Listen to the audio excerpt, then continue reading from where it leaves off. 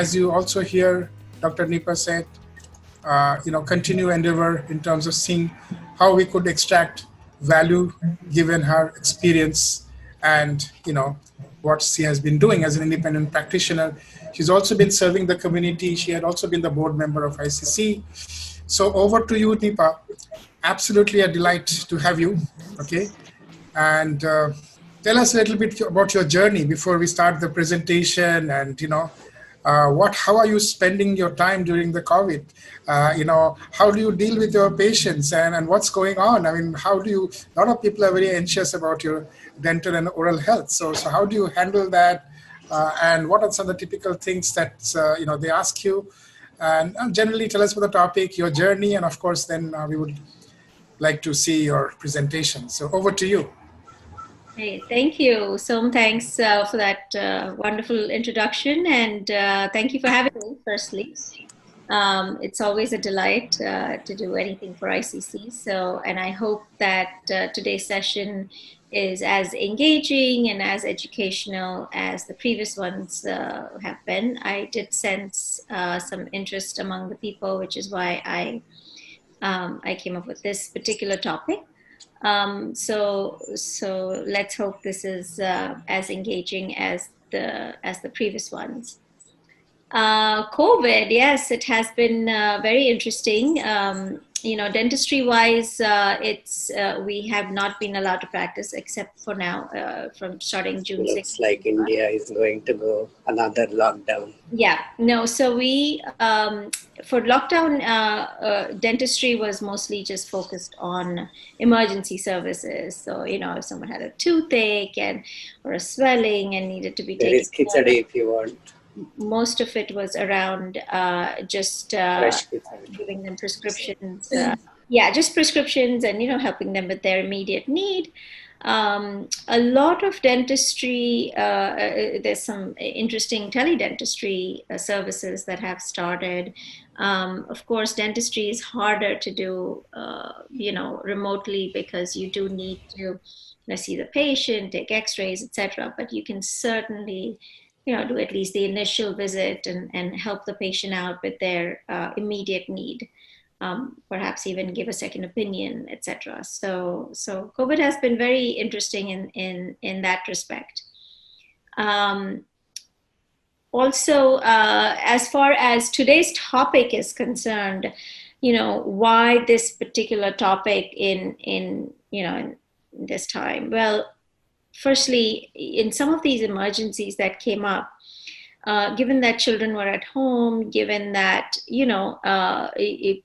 they had not much to do, there had been some unfortunate accidents where children do end up hitting their teeth and breaking teeth, etc. So how do we go about now, helping them rebuild those teeth? What is it that can happen with broken teeth?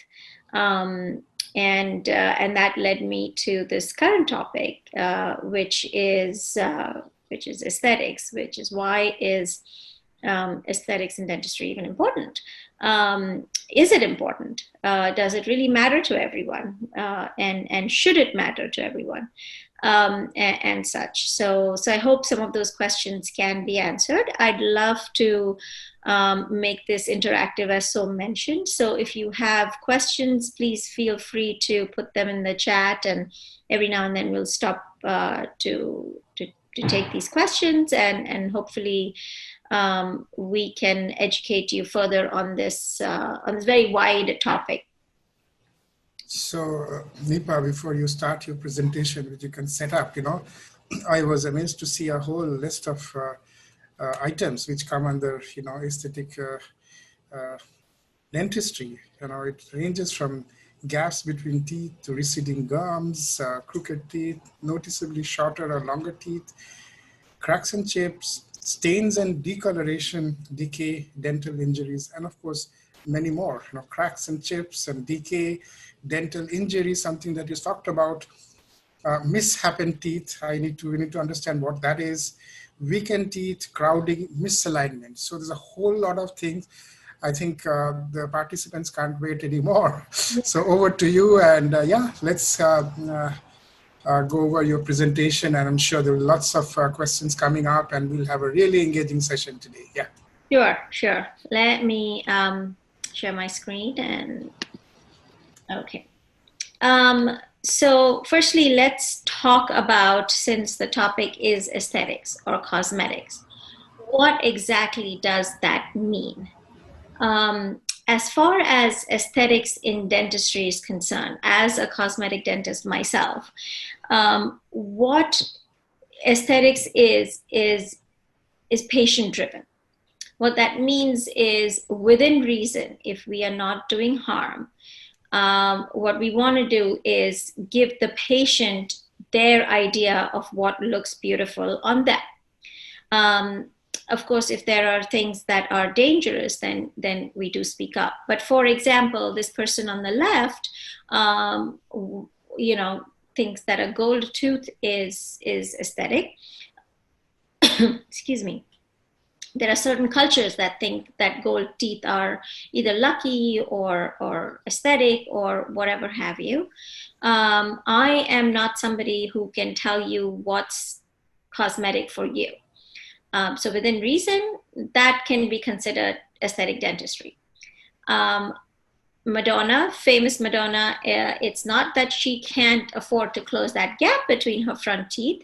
It's that she considers that aesthetic or lucky or whatever have you. So within reason, if she has requested her dentist to keep that gap, then so be it. We as dentists are not going to put our beliefs on patients to tell them, okay, this isn't as cosmetic.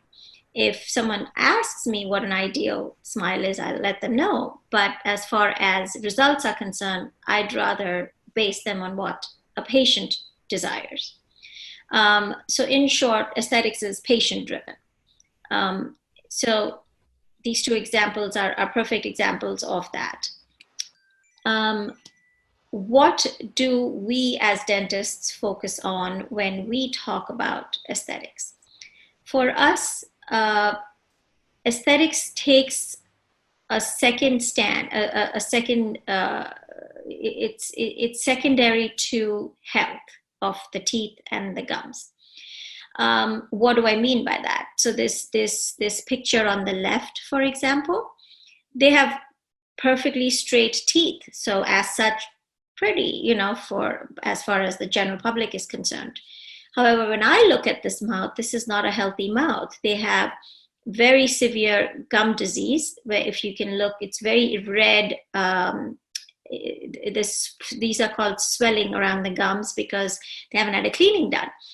You can see all this plaque collected. You can see that these gums are very, very red and inflamed. They're swollen. As far as we are concerned, this is not aesthetic. But if you look at this person on the right, they have these pink, nice gums, healthy, clean teeth, and that is considered quote unquote aesthetic in our opinion. So health promotes dental aesthetics. When you have healthy teeth, they automatically look a lot better than unhealthy teeth and gums. So if you were to look at this person on the right, the big difference here is that they've had a cleaning done. This person has not. So just basic would be just to brighten your smile, just to make your teeth look quote unquote whiter. Your basic thing might just be go get a basic cleaning done or a deep cleaning done based on whatever your dentist is recommending. So again, when the dental health is affected is when the aesthetics are compromised. So the very first line of defense for us would be, are the teeth healthy? If they are not, then we focus on that first. Now, let's talk about certain situations where it's harder for a patient to keep their teeth and gums healthy. Let's take this particular example of what we call crowded teeth. What crowded teeth means is that there are way too many teeth that are fitted into a small space. Simply put, your jaw size is sort of smaller than the sum of all your teeth size. So these teeth can't fit into the jaw, so they end up getting all crooked. And as a result of this, so now let's see, when you have crooked teeth, what happens to the teeth in particular. We have this particular tooth that is severely crowded, as it's called, which is, it's placed way inside. So if you look, it has a lot of plaque and calculus collected around it, because the patient probably finds it extremely difficult to brush that area well. Plus, obviously, they haven't been flossing. So you can see, based on the previous healthy gums that I showed you, these aren't healthy gums. These are red, inflamed, swollen. You can see here, they're very swollen. There's another red here. This is what we call plaque and tartar collected. So right off the bat, they are not healthy. Now, my first line of defense here would be, okay, let's get a cleaning done. However, like I mentioned, this person has such crowded teeth that it is practically difficult. It's perhaps impossible for them to keep it as clean as I'd like them to. So in addition to this tooth being crowded and having these gum issues, if you look at this particular tooth, you can see the damage done to this tooth here. It's broken, it's cracked. You see this crack line here. What's going on here? So what happens is that because these teeth are placed more outside than they should, the pressure applied on this tooth in particular is extremely high, and this tooth cannot take that pressure, so it starts to crumble. You will notice breakage, cracks, and everything unhealthy going on with this particular tooth. So and I will talk about what to do in a situation like this. But again, as far as health is concerned, these are not healthy teeth. And as a result, as a dentist, they are not aesthetic. Also, from a patient's perspective, just the fact that they are crowded and broken, it's not aesthetic. Now let's talk about the opposite problem, where you have spaced out teeth. What happens in this particular situation?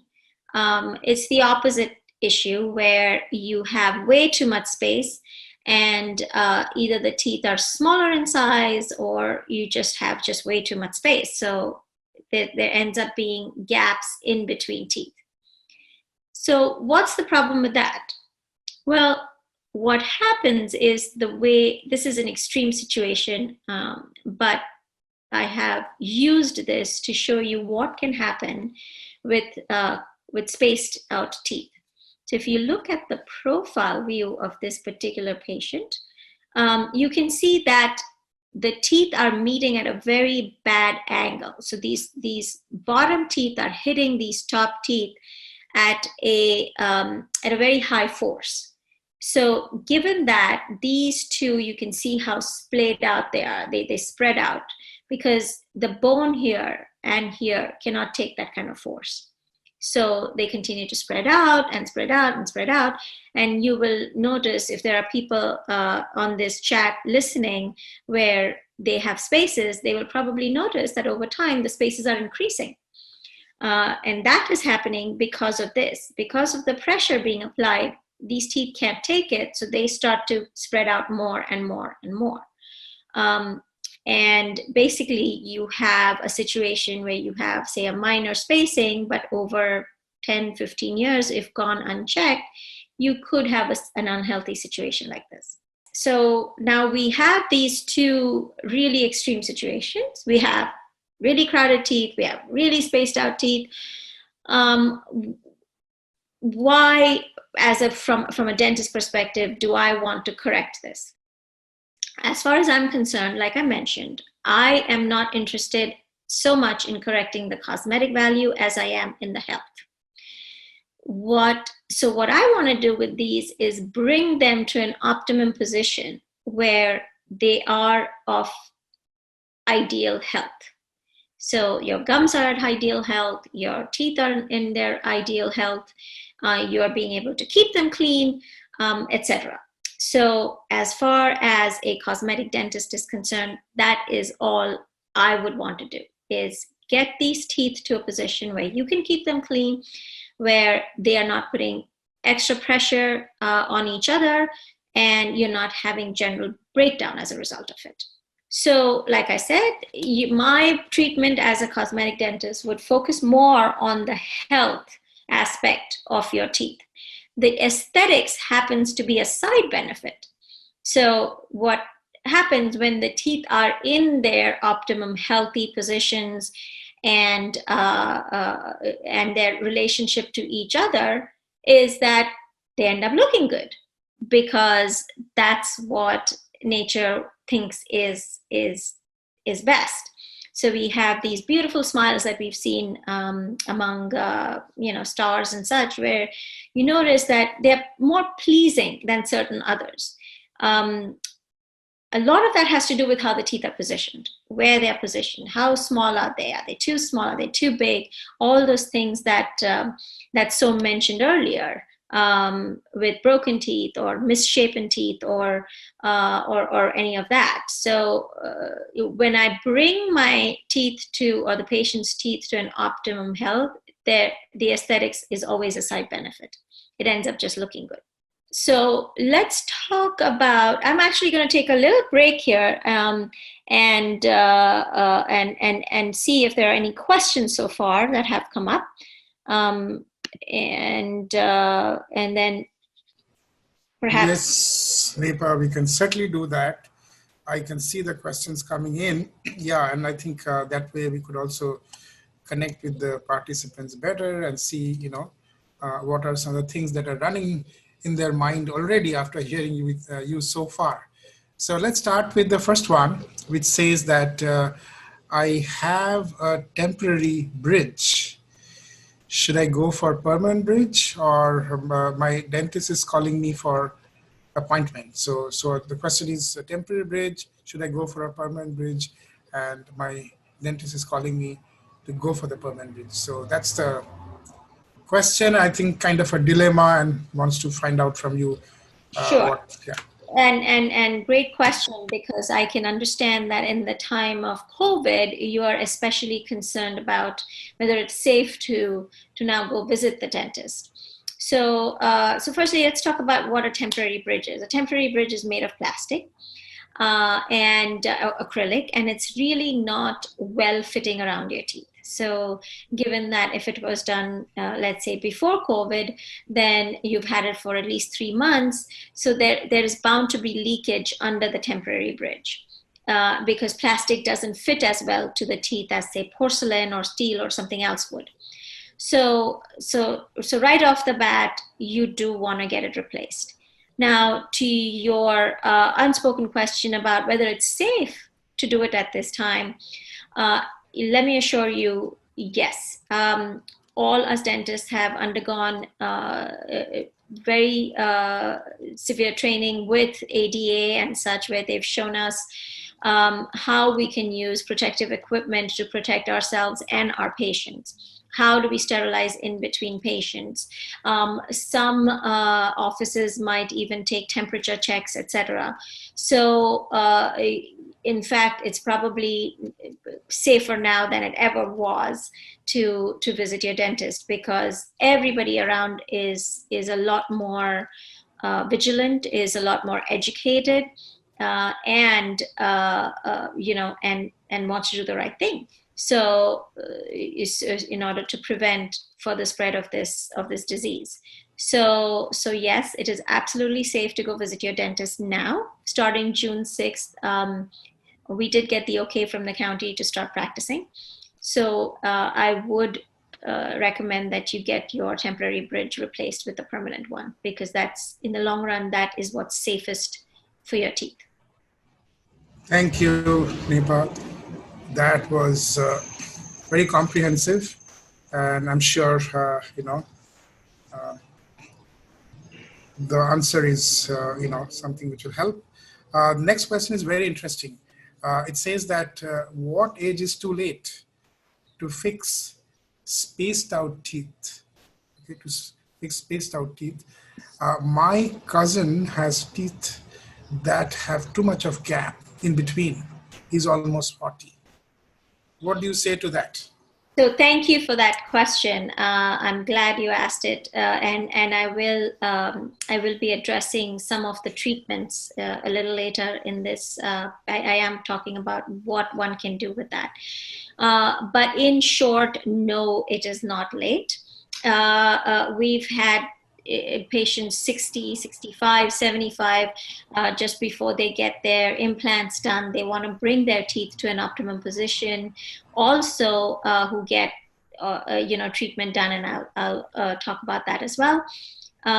Because that also increases the longevity of their implant treatment. So, will it be as effective as a child undergoing certain treatments? No, there are limitations. However, the products that we have today have worked around these limitations, and some of the very common, at least the cases that I've shown you in the pictures, are very easily treated with the products that we have available today.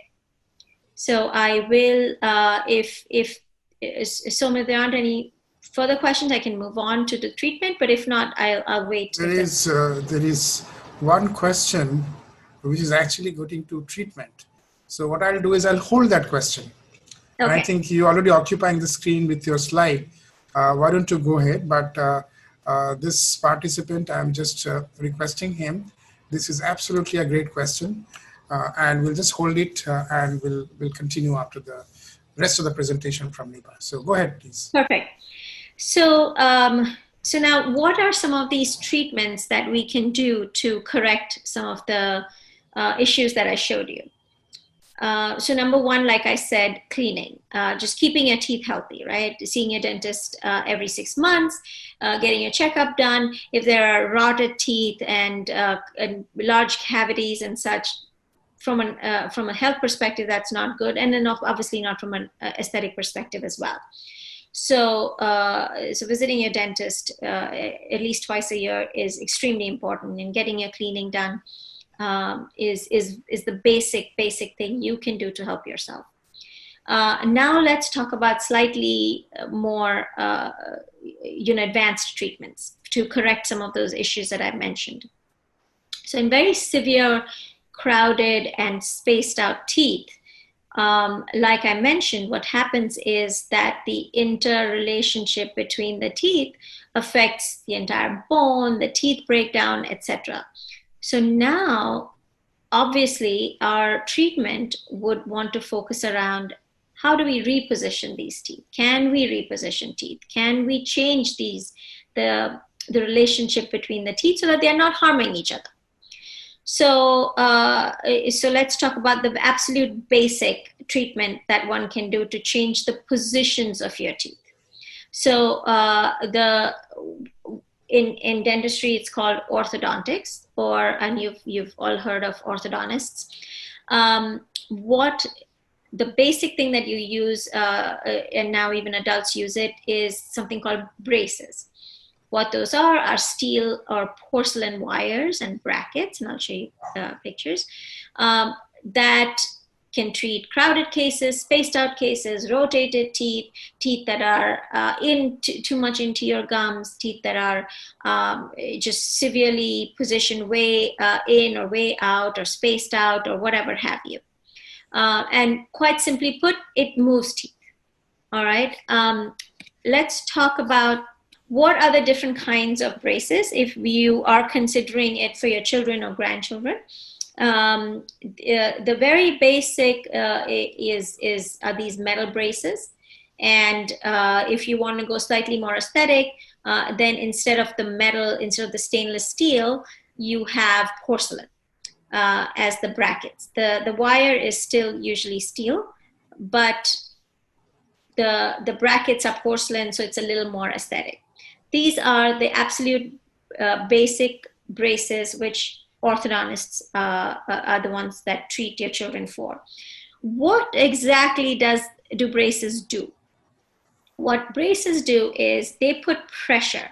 So based on where this little bracket is placed and based on how the wire is placed, they put sustained pressure on the tooth. That sustained pressure helps move the tooth because of some bone changes that occur as a result. So now let's say this tooth is sticking way out. So then your orthodontist will put some extra, heavy steel wire, and then they'll put this pressure. And then obviously you might have heard that the treatment goes on for 1.5 years, 2 years. In that period, the tooth starts to move because it's just a lot of pressure being applied over a period of time. So simply put, that's all orthodontics is. It's just sustained pressure applied in a particular direction over a period of time. Now, this is something that most adults will not prefer to do. A, for aesthetic reasons. B, it's painful. It's hard to clean. It's fixed.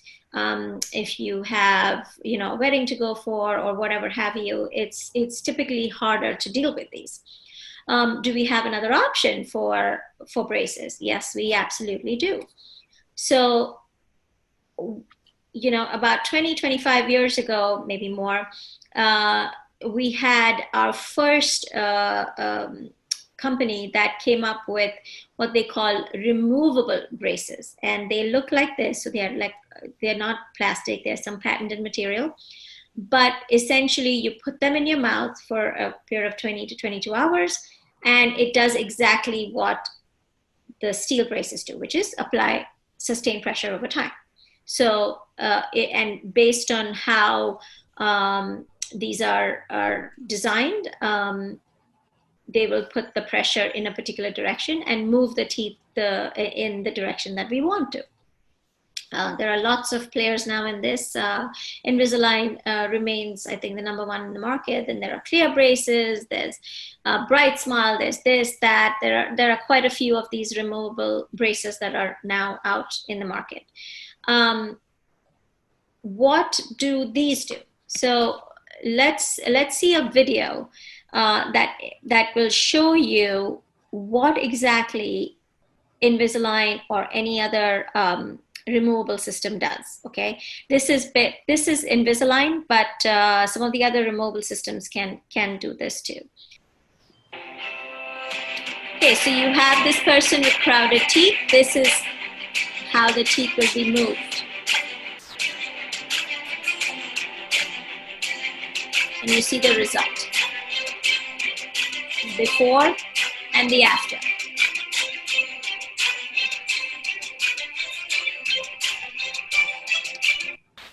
So to the earlier question about whether one can do this as an adult, here is your answer. Yes, you absolutely can. These removable braces system, Invisalign in particular, was designed mostly for adults. Now, of course, teenagers use it as well. And what it does is what I showed you is you take your current situation. We have a 3D image of it. As a dentist, I would sit and play with that system and decide how I want the teeth moved, in what positions do I want them finally, and then this is your result. And this is with the Invisalign system. So, and this can be done with spacing as well. This is a crowded case, but spacing is actually a little easier than crowding to correct. So to again recap about braces in particular, what braces do is they change the position of your teeth. So if your teeth position are the issue, where you can't clean your teeth, where you're getting all these breakages, then as a cosmetic dentist, that's what I would recommend, that your teeth need to be moved to their ideal positions, because that would be how we would go about correcting everything else that has happened as a result of these teeth not being in their right positions. And with that, we have either braces or Invisalign or any other invisible braces system. Typically the treatment lasts for about, that treatment would probably be about 8 to 10 months that we just showed you. You have to wear it through the day, but the advantage is that they're removable. So if you have a wedding to go for, or you have a presentation at work and you just don't want to wear it for an hour, you can do that. And there are a series of what they call aligners, where these plastic, you have to change them every 2 weeks or so, and the teeth are moved. So that's as far as the braces treatment is concerned. I am going to stop here before I go to the next treatment, in case there are any questions around what I just talked about. Yeah, so what I'm saying is that we could, stop sharing the screen, which you have done. So we can have a couple of questions. One of them was pending, a very interesting one. Can you talk about receding gums and what is the treatment and does it fix the problem? What receding gums can be due to multiple reasons. One of the commonest reasons is, again, the position of your teeth. So what happens is, let's say your tooth, one of your teeth is placed way outside into the bone. When that happens, the bone that's on the outside is very thin, because it's just not enough to hold that tooth in place. When that happens, your gum doesn't have enough bone or anything to hold on to, and it starts to shrink back. So a lot of this has to do with, again, the position of your teeth, and the trauma that tooth experiences, because of which the gum experiences trauma and starts to shrink back or recede, as it's called. That's number one. So again, the treatment fix is easy. You change the position of that particular tooth. This is if we notice, let's say a person comes in and I see gum recession in, say, 10 teeth as opposed to all 28. Then I know that something in particular is going on in those 10 teeth as opposed to the entire mouth. And if I look further, I know that a lot of it has to do with the way these teeth are taking the trauma. So it's a quick fix. They can either go on braces or Invisalign. Usually Invisalign is the preferred treatment because the braces would put too much pressure again, and would probably cause further gum recession. Now, let's say if someone has generalized gum recession, where they just have straight teeth, everything seems fine, but their gums have just receded all over and they have these sensitive teeth. One of the lines of thought was that if someone's putting too much pressure on the toothbrush that they are using, or they're brushing their teeth incorrectly. So let's think of your teeth as a glass surface. All right. Let's say you want to clean your glass surface.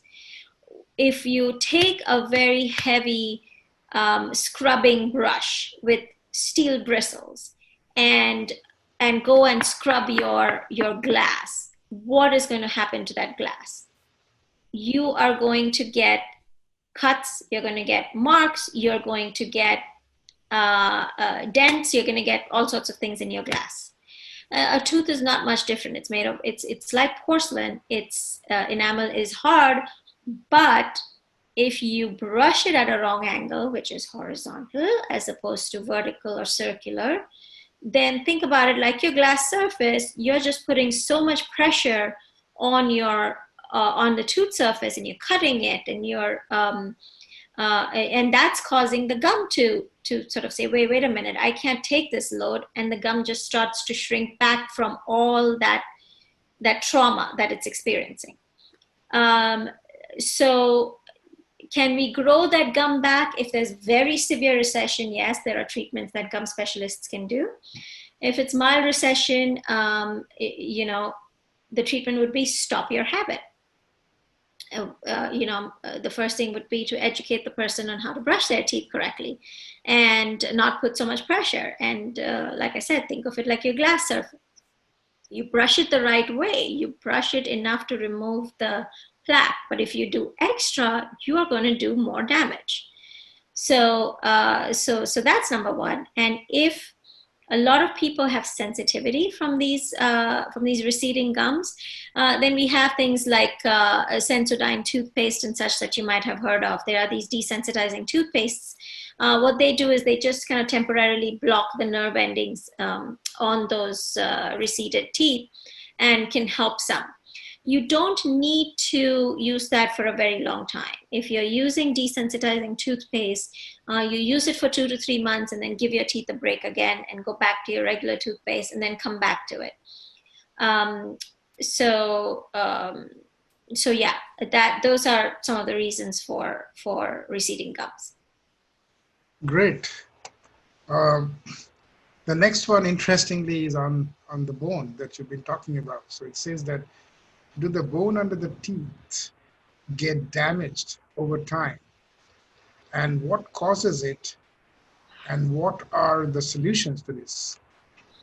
So again, I'll allude to it a little bit in the remaining presentation, but bone is affected by a lot of different things, but the simplest thing is not cleaning your teeth. So let's start with that. When you don't go for your regular cleanings to your dentist, what happens is this plaque or that I showed you, the soft white thing that you saw in one of the pictures, that has bacteria. The bacteria then migrate from the gums into the bone, and basically, simply put, they eat away at the bone. So that is the number one reason for bone loss, which is gum disease. Two could be any systemic issues that you might have. Diabetes is a big one. And diabetes can lead to some of these again, because again, you have the same bacteria in your mouth that eat away at the bone. Three is the position of your teeth that I already showed you.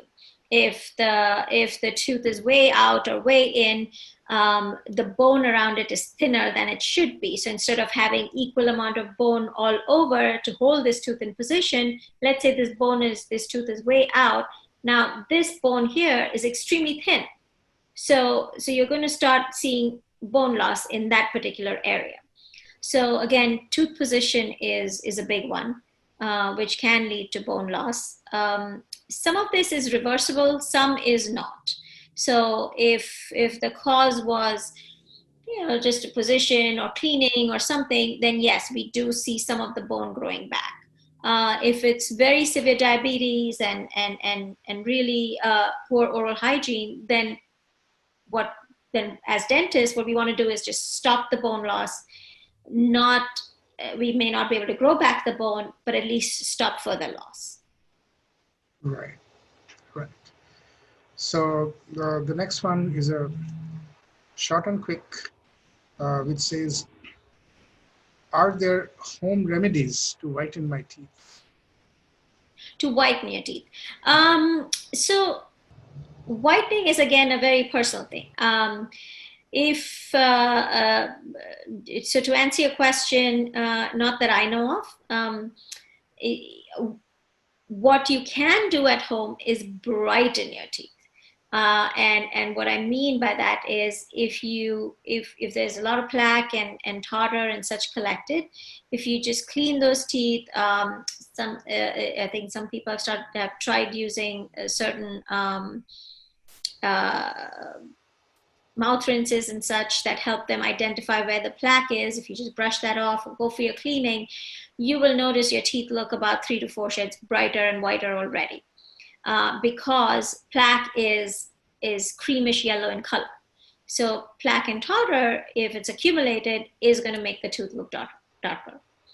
As far as whitening products are concerned, most of them are extremely abrasive. So yes, it should ideally be done under a dentist's care, because it can get extremely abrasive to your teeth, and you don't want to do more harm than good. Great. So the next one is a pretty involved and a long question, which has been waiting for a while.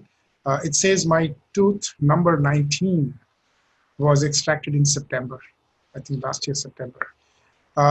It was ready for implant by December, but I couldn't get the process due to various reasons, and then due to COVID now. I didn't want to expose myself because of the COVID, of course. How long can I wait with the empty gap in that area? And what should I watch out for? Since I am diabetic, I am not going out anywhere, and I'm concerned about going into an invasive process for implant and then crown, etc. What are the potential risks of not doing the process now?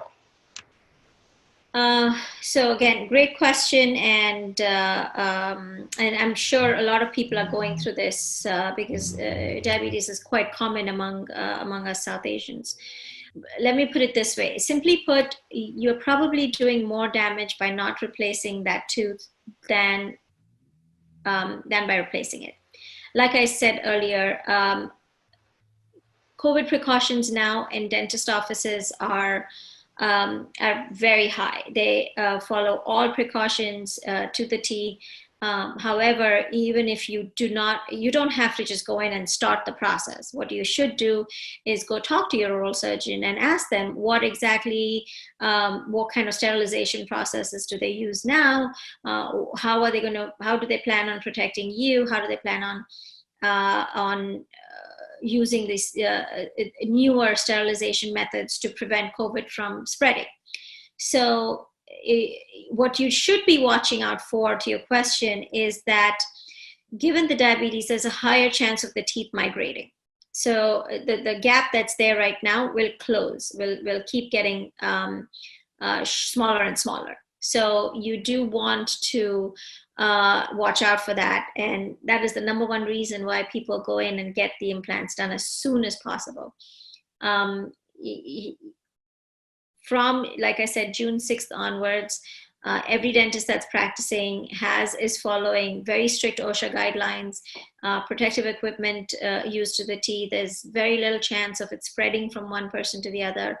However, if that is your concern, I'd encourage you to talk to your dentist and your oral surgeon about what precautionary measures they are using, so that they can explain, it better to you. The question is, will flap surgery of gum help the teeth to hold strong?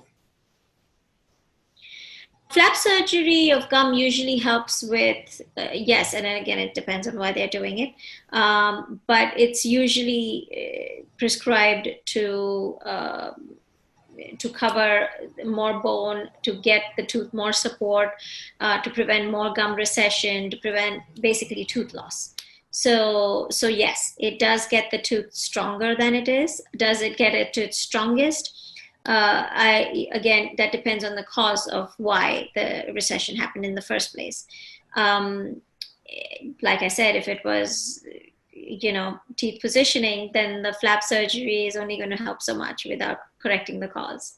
But if it was something else that caused it, like habits, then perhaps yes. Now let's talk about what happens if someone just doesn't really want to go through braces, because that's a lot, or doesn't want to, change their tooth position or any of that. Here we have this particular person who has some minor gaps in their teeth, but you can see the damage that these teeth have sustained. They're very thin, they're broken, they're uneven, etc. So now this person wanted to undergo some other form of cosmetics. So it is what we call a dental veneer or a laminate. So what you don't know is that these are porcelain leaves that are placed on top of the tooth. It looks just like your teeth, that's shaped like your tooth, colored like your tooth. It closes the gap, it's extremely aesthetic, and can mimic putting the tooth in their more ideal position. So simply put, if someone has seen how fake nails are put, you might have this short stubby nail, and your manicurist or whoever puts like this pretty nail on top, they shape it up, they clean it up, and then they can color it as they want. It's a pretty similar concept. Where we can, we roughen the tooth a little bit, and then the lab makes us these porcelain leaves, and then they're bonded to the tooth. It's a chemical bond, so it's usually very hard to remove them. So you can eat apples and such with it as well. For example, this person had spacing. You can see, and if they don't want to undergo orthodontics, then the next best thing is laminates or veneers. So you can see how, they got these veneers done. not only were the veneers closing the gap, but they also made the tooth a little longer, which is a lot more aesthetic for this particular person. Plus, you can make them whiter.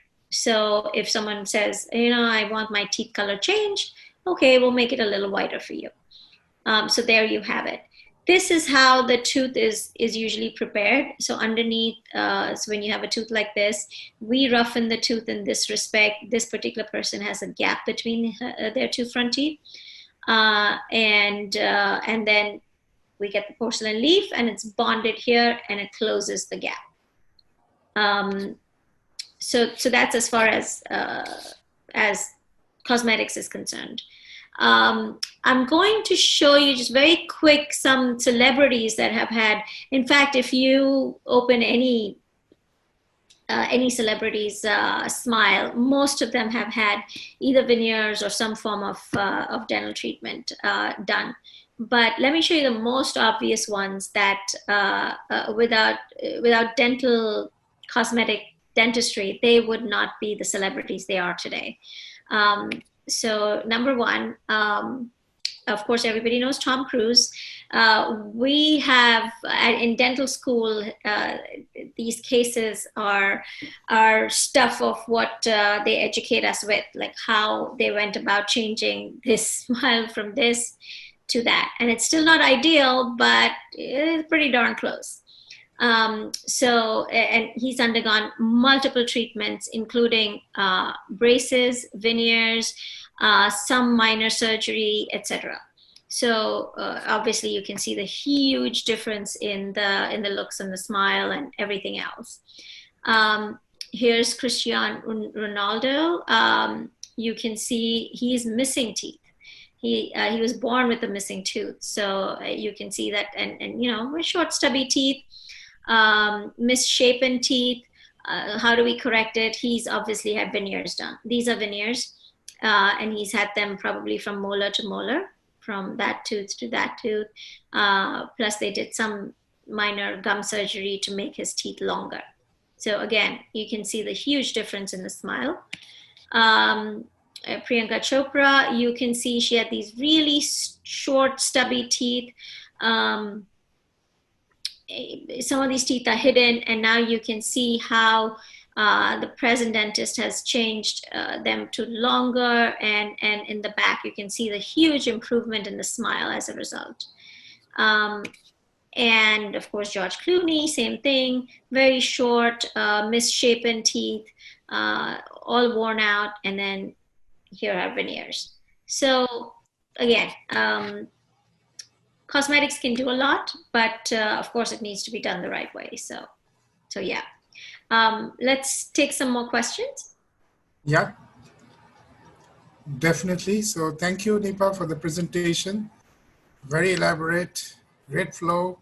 And I'm glad that in between we had some interesting intervals with some questions flowing in. Let's continue with that. So here, the next one is, what are the most common teeth diseases? And what are the simple precautions common people can take to proactively avoid them? So the number one, like I said, is as a dentist that we face is gum disease. It's and especially among us, South Asian, Indian population that we've noticed, because our diet is not that high in refined carbs. So cavities aren't so much of an issue as gum disease is. And a lot of it just comes from this hesitation of going to the dentist to get your cleaning done, when that's all probably that you need to do for the rest of your life. Just get a cleaning done and you're good. It's just like your car needs an oil change, to function well. Even someone like me who knows how to clean her teeth well, I get my cleaning done twice a year from the hygienist. So to keep optimum health, that needs to be done. If your dentist says you need a deeper cleaning, then so be it. But that's number one. Of course, number two is cavities. Again, cavities come as a result of either not brushing correctly, the food choices, not getting either checked or treatment done in time. So then the cavities grow and then they become painful. now you need root canals, etc. But if intervened in time, dentistry is very simple. All you need is cleaning and fillings. It's really not too bad. Unfortunately, people wait because they think, oh, I'm not in pain. I don't, why am I getting anything done? I don't think I have a cavity. It's not hurting me. Well, when the cavity starts to hurt you, it's too late. When a cavity starts to hurt you, it needs a root canal. So it's when a cavity is only in enamel has no nerve endings, it is not going to hurt you. That is the best time to get a cavity fixed. So if your dentist is telling you you have a cavity, please trust them. Perhaps you can ask them to show it to you, and they might be willing to educate you, and then just get it resolved at that point. And it's a simple filling and it's done. Okay, sounds good. The next question is water flosser as effective as a thread flosser? Simply, the simple answer is no. It isn't as effective. However, it's a lot simpler to use. So people end up using it more than a thread flosser, in which case it's probably as effective. However, if you were to use a thread flosser as much as you use a water flosser, there's no comparison. What happens is the plaque is very sticky. So the bacteria are very smart. So it's a very sticky complex. It's actually, it's very hard even for us as dentists to clean you. You've seen all the instruments we need to use to remove this plaque and tartar. So it actually sticks to the surface of the tooth. So your water can only remove so much. It's not going to be able to remove the really sticky parts of the plaque, which only the thread, when you go in and get it out, is what's going to help. So, but if you're going to give me the choice of flossing is so boring, I don't want to do it, I'm only going to do it once or twice a week, as compared to no, I'll use the water floss every day, then the choice is clearer. Great, thanks. The next one, is mouthwash good or bad? Is using mouthwash every day make us ingest unhealthy chemicals, hurting the rest of the body, even though it may help the teeth? So mouthwash, the regular mouthwashes that are in the market today is not something I recommend using on a daily basis. You do not need to use mouthwash. Treatment, your oral hygiene routine should only be toothbrushing, flossing, cleaning your tongue, and that's that. Mouthwash should be used more as a freshener once in a while, if you're stepping out and such. The only change I would say is if you have a fluoride mouthwash and you haven't been asked by your dentist to avoid fluoride, then it can be somewhat effective in preventing cavities.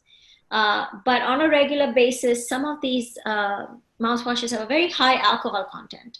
So they can actually be counterproductive because they are dehydrating your mouth, so causing more cavities. So think about it as not showering and putting on deodorant. It can only work so much. So I would rather that you not, because mouthwash also masks. I mean, if you use mouthwash, it's going to mask your bad breath, etc. So you won't go to the dentist sooner as you should. So it's almost like using a deodorant and not showering. So I don't recommend it. I personally don't use it. There's no mouthwash in my house. But if you want to use it, then use a zero alcohol fluoride one. Thank you.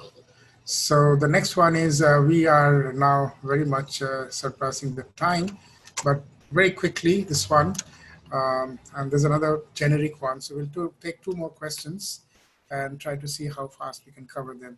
But this one is very interesting. Could you please talk a bit more about spacers, especially for children? We have been recommended spacers, though I'm not sure, is it considered 100% aesthetic? Or is there a health perspective too? Thank you for that question.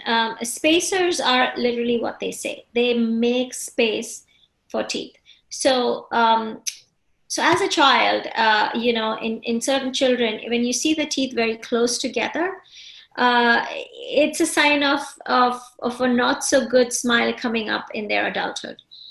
Because in children, what we want to see is spaces between their teeth, because as their jaws grow and the teeth get bigger, that's when the spaces close up. So if you have children where the teeth are very tight together, then you know that they're going to have issues as adults or as young adults. So that's when the orthodontist would recommend a spacer where they go in and make space for. So it's almost like preventive. Some of this can actually prevent future braces. Um, a lot cannot. You have to do both, where you're doing preventive orthodontics and then going in and doing some minor orthodontics. But if you want to avoid full-fledged braces, then these things like spacers and expanders and little things that the orthodontist or the pediatric dentists do actually helps you prevent a lot bigger treatment later on. So yes, highly recommended. Yeah. So just to end this program, I'm combining two questions together. One is a very generic one, and the other one is, of course, something interesting, which people obviously feel anxious about. So combining the two, it would read like this, is hereditary a factor for losing teeth at the age of, say, 50 years? So that's one part of the question. And second is, since we're ending the program with this, any advice, suggestions for senior citizens in this challenging time? So just combining the two, and we could wrap up with this. So yeah. Okay. Hereditary. So the way hereditary works in dentistry would just be, again, your teeth size, the positions of your teeth, perhaps any diabetes, high blood pressure, any of those other issues that you might have inherited. As such, no, it does not affect teeth per se. So what I mean is, if your parents or grandparents had really bad teeth, but you took great care of it, you went every 6 months, you did your orthodontics, whatever else you had to do, then no, your teeth, you will not lose your teeth at age 50 or whatever it was that your parents lost it at. These days, there is absolutely no reason for people to lose teeth through their lives. Dentistry has advanced so much that there is just, unless of course it's so bad, but then there are implants which you replace it with. So if you lose teeth, then you can replace them as well. And I'm sorry, so what was the other question? General advice for senior citizens. Senior citizens, my advice would be, just keep your teeth clean, brushing, flossing, cleaning your tongue. If you're wearing dentures, make sure that you keep your dentures clean. If they are sharp, if they are hurting, then these are emergency treatments that you should see your dentist for, or they're loose or ill-fitting or any of that. That's about all. Thanks very much, Nipa. This couldn't have been even more engaging than it was today. This is a very, very, I would say, all-encompassing as far as the oral health and dental. You started from aesthetics in dental health, and then we went into a whole variety of issues, challenges, and so on. So thank you very much. I'm glad that we could cover so much of ground. So before we end, do look up our website. We have a lot of events coming up. Register for them. And of course, there are lots of free online practices, sessions which are available in the website. Definitely take advantage of that.